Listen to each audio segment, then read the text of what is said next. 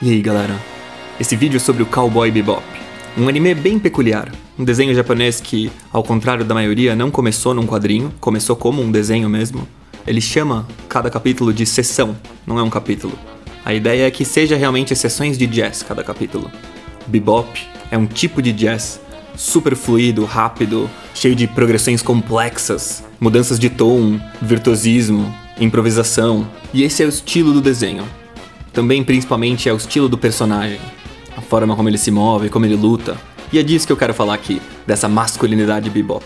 Logo no primeiro episódio, eles trazem um embate entre dois tipos de homem. Esse personagem principal, que é o macho bebop, e o macho berserker, o machão supremo, super testosterona máxima.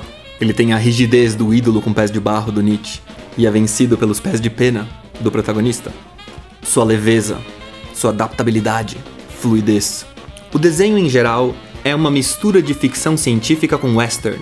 Os personagens principais são caçadores de recompensa, o universo é uma espécie de velho oeste meio sem regras por aí, e eles são reconhecidos como pessoas normais, eles entram por aí nos lugares e não acham que eles são criminosos, são caçadores de recompensa, né? Isso aí, normal.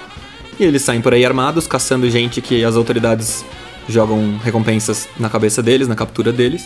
Até tem um programa de televisão que eles ficam assistindo, que tipo um Silvio Santos da vida, cujo objetivo é mostrar pra todo mundo, pros caçadores com a recompensa do mundo todo, quem tá sendo procurado, qual é o preço e tudo mais. Quais são os detalhes da história, o que sabem.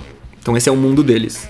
E a estrutura dos episódios em geral é eles saem por aí fazendo a caçada de alguma coisa e aí eles voltam pra nave deles.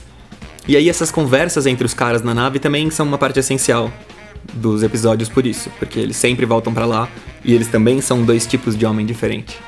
Você tem esse outro cara que ele é mais machão em certo sentido, sabe? Ele é mais barbudo e tal, mas ele é o macho mãe, vou chamar aqui de macho mãe. Sabe esse cara que gosta de cuidar, de fazer comida? Você percebe nesse negócio todo que por exemplo, com os gastos, o protagonista, ele meio que nem... Esse cara, o magrelo, ele nem sabe direito quanto que eles gastam, no que eles gastam. Logo no começo ele já reclama, pô, onde a gente gastou esse dinheiro? Quer dizer, o outro cara que tá decidindo essas coisas e cuidando. Não que o principal seja ruim, não seja homem o suficiente, é que não é o estilo dele, ele é um malandro. E é por aí que eu queria ir. Eu acho que tem um tipo de masculinidade que a gente tende a... Talvez porque a gente tem herança romana mais do que grega, vamos teorizar aí, que falta a masculinidade Ulisses, ela é muito mal vista. É o malandro. O Ulisses, na Odisseia, o Odisseus, ele é ladrão, mentiroso, safado. Ele é muito esperto. Não é simplesmente inteligência, é a esperteza. Ele é uma espécie de trickster, essa figura, esse arquétipo que aparece em histórias de todo mundo.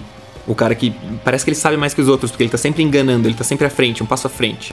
E ele desrespeita regras e tudo mais e consegue escapar porque ele simplesmente manja do que tá acontecendo melhor que os outros.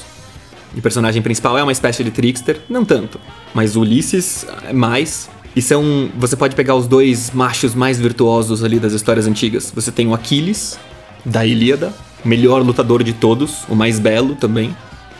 E você tem a Odisseia, que é sobre o Ulisses, que é o mais malandro e esperto de todos. É o cara que consegue tudo na base da esperteza. O mundo se dobra perante a esperteza do Ulisses. Preciso fazer aqui aquela ressalva também, pensando bem. Eu odeio esse papo de masculinidades. Me sinto até insultado, inclusive. Todo mundo sabe, só tem um jeito de ser homem. Você pode ter subvariações dentro disso, mas a forma como falam dessas masculinidades é como se tivessem coisas essencialmente diferentes. Machos diferentes num nível essencial, não. Macho, em essência, é uma coisa só. Difícil colocar em palavras esse negócio. Mas o símbolo, pra mim, é claro, é o ativo. Feminino é passivo, masculino é ativo, ponto final, o resto você deriva disso. Se eu não me engano, tem essa ideia numa conversa entre a Simone de Beauvoir e o Freud. Acho que eles falaram alguma vez sobre isso e tem essa ideia. Mas em todo caso, você consegue ver por aí que essa distinção, só essa distinção já é útil, de passivo e ativo.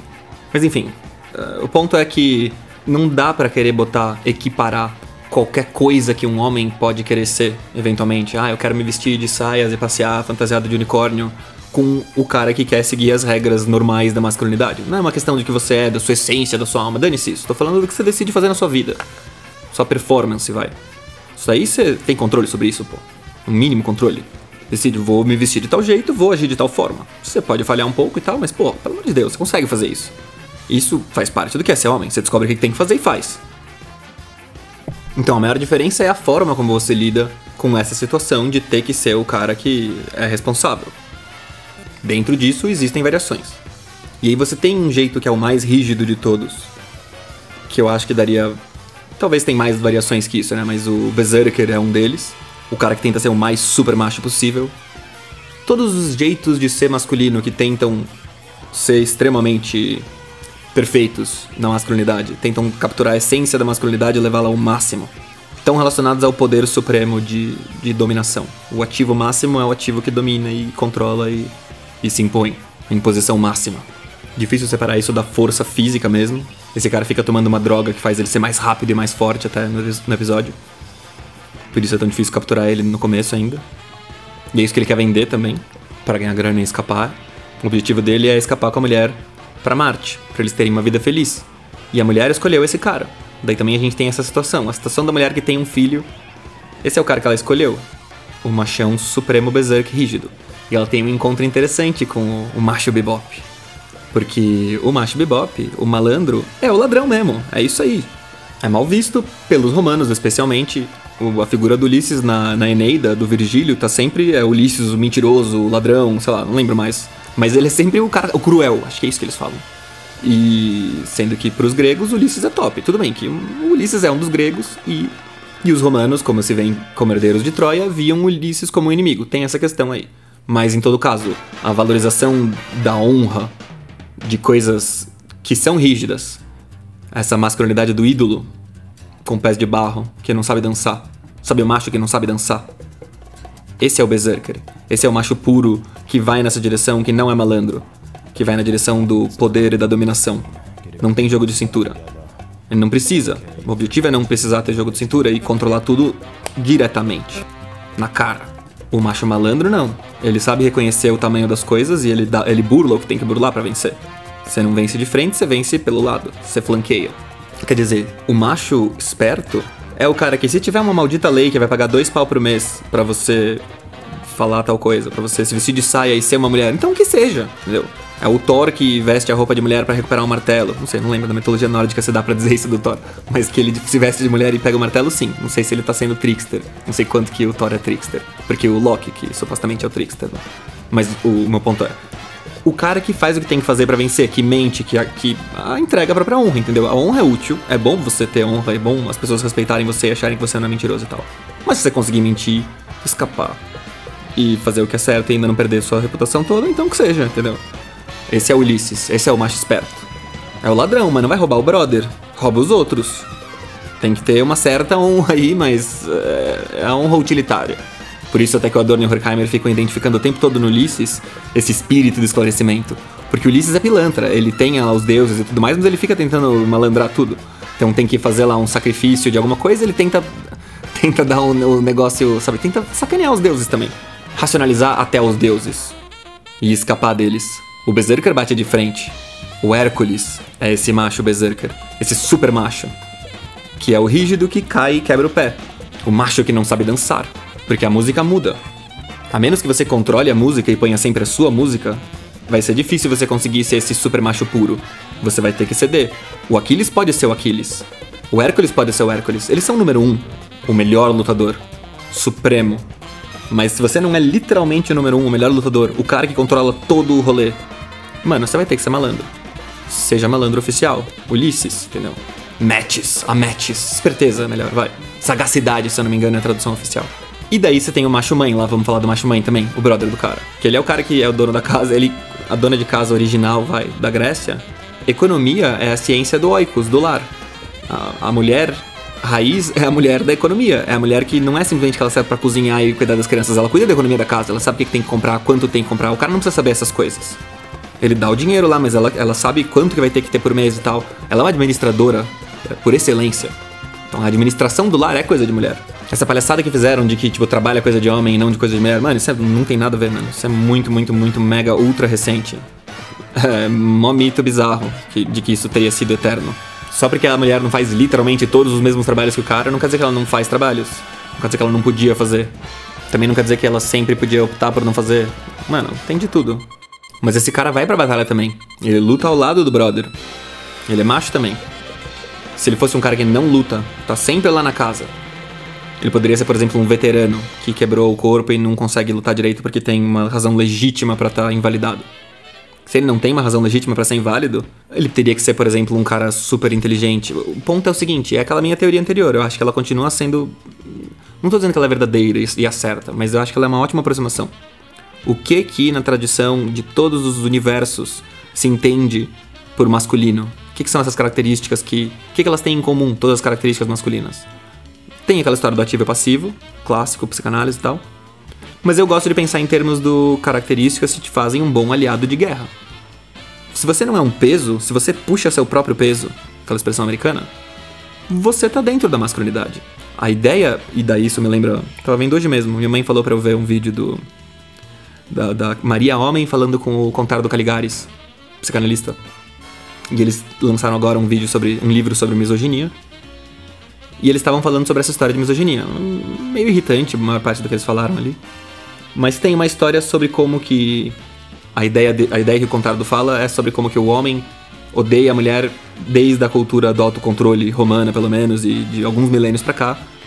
Porque a ideia do ser homem é você ter controle sobre as coisas, ter autocontrole, e você não consegue se autocontrolar porque a mulher vai lá e fica te seduzindo, e a tentação é um inimigo mortal do autocontrole. E faz sentido. Mas assim, a parte que eles não falam sobre é... Tá, mas então vamos pensar assim. Será que não faz sentido que o homem... Porque eles chegam até o ponto de dizer que desde o seu início a cultura ocidental despreza a mulher e tal. E eu concordo totalmente com isso. É que o tom que eles dão da coisa eu acho que, mano, me irritam. Tô disposto a conceder que eles... Com certeza eles são inteligentes, sabem bem do que eles estão falando. Então eles... Na minha cabeça, para explicar por que eles estão falando daquele jeito que me irrita tanto, a ideia é que eles... Lembra daquela história. Pra você entender o filósofo, você tem que saber qual é o problema, pra onde ele tá olhando. Eles devem estar olhando pra outro lugar, não é pra onde eu tô olhando. Talvez lá onde eles olham mesmo realmente tem essas coisas que eles estão... Sabe, até eles falam aquela história do a cada 3 segundos 1 milhão de mulheres tomam um tapa na cara. Primeiro, você me explica, tem uma razão mesmo? Que eu saiba, os homens apanham mais, por aí. Tem uma razão pra eu não me importar? Por que você não... Assim, você não se importa que os caras apanham mais? E por isso você tá falando assim? Ou você não sabe, você discorda, você nunca viu os números? Qual é que é? Fica meio estranho. Porque é muito burguesinha essa história de só se preocupar com menina, entendeu? Essa é a real. E assim, é verdade, eu também, assim, eu tenho cultura burguesa, não me importa mesmo que os caras apanham, é verdade. Mas eu pelo menos sei que não é feminismo isso de dane-se os caras. Isso aí é razão utilitária, sei lá, razão de Estado, é óbvio que... Tem 1000 razões pra você dane-se os caras. Mas quando você começa com um papinho virtuoso de eu sou melhor que vocês porque eu não odeio as mulheres e não fala nada disso, é esquisito mesmo. Mas então, o ponto todo com essa história é aquilo que a Camille Paga fala. Por que a cultura ocidental é erigida contra a mulher? Porque a mulher é justamente a natureza. Ela remete a falta de controle da gente sobre a natureza e a cultura é o controle sobre a natureza, justamente. Pra que serve a cultura? Como é que vai ter uma sociedade se a gente não consegue controlar as forças naturais? Tudo bem, vai ser um bando de hippies no meio da floresta. Daí vem a primeira banda, o primeiro grupo que controla alguma coisa, vai lá e mata a gente. Ah, mas se todos nós fossem... Tá bom, então enquanto a gente não for todo mundo desconstruído, prefiro garantir a minha sobrevivência e a do meu bando. E daí vem essa história. Enquanto a mulher continuar sendo alimentada a ser de tal e tal jeito, enquanto ser mulher for tal e tal coisa... Entenda o seguinte, a mulher não precisa desconstruir nada nela mesma. E nem nas mulheres em geral. No passivo, no inútil, no que os outros fazem as coisas por você e tudo mais. Isso é totalmente compatível com essa história de vamos dar o dane-se que elas estão dando agora. Não importa o futuro, eu faço o que eu quiser, vamos ter 50 gêneros. O que é isso? Esse é o passivo. Porque não precisa resolver o que tem que resolver. Não se preocupar com os problemas que você mesmo gera é uma característica essencial do passivo. Ela não combina com o ativo porque o ativo é o que tem que resolver o problema, então ele não vai ficar querendo causar problema pra si mesmo. O passivo não tem por que se preocupar, porque quem resolve o problema é o ativo. O passivo precisa se preocupar com não ser amado. Então é por isso que é a coisa do passivo se preocupar com ódio. As pessoas me odeiam. Por quê? Porque você é um passivo e daí isso é a sua questão. Você tá lidando com o que os outros sentem e não com o que você tá fazendo. Você tá voltado pro outro ao invés de estar voltado pra como você vai dominar o mundo. Quer dizer, quando você pode se voltar pra outra coisa, quer dizer que as coisas estão garantidas pra você, porque outro já garantiu.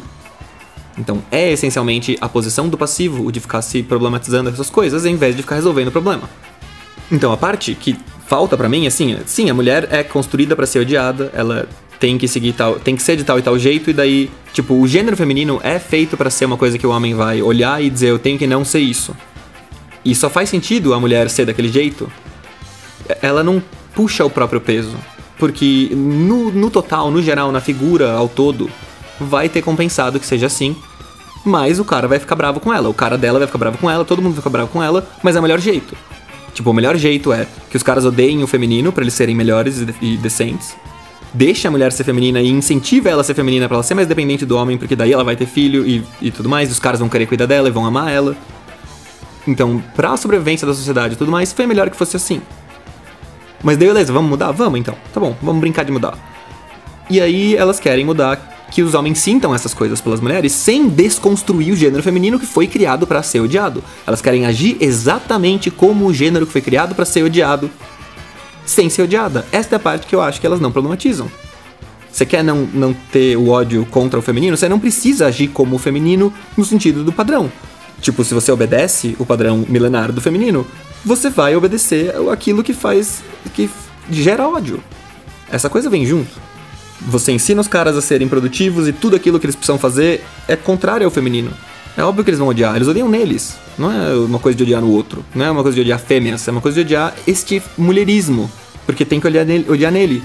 Aí é uma coisa pra separar gênero e sexo que é útil.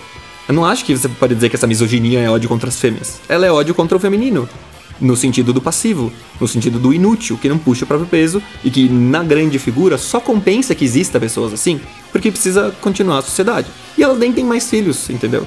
Então, entende? Essa parte toda que uma peça que falta e me irrita. Essa é uma questão, que esse ser feminino, que boa parte das feministas antigas odiava, mas as novas todas aderem em massa, ele tem esse componente de assim, ele serve pra criar filho mesmo, é pra isso que serve. Se não for pra criar filho, não compensa.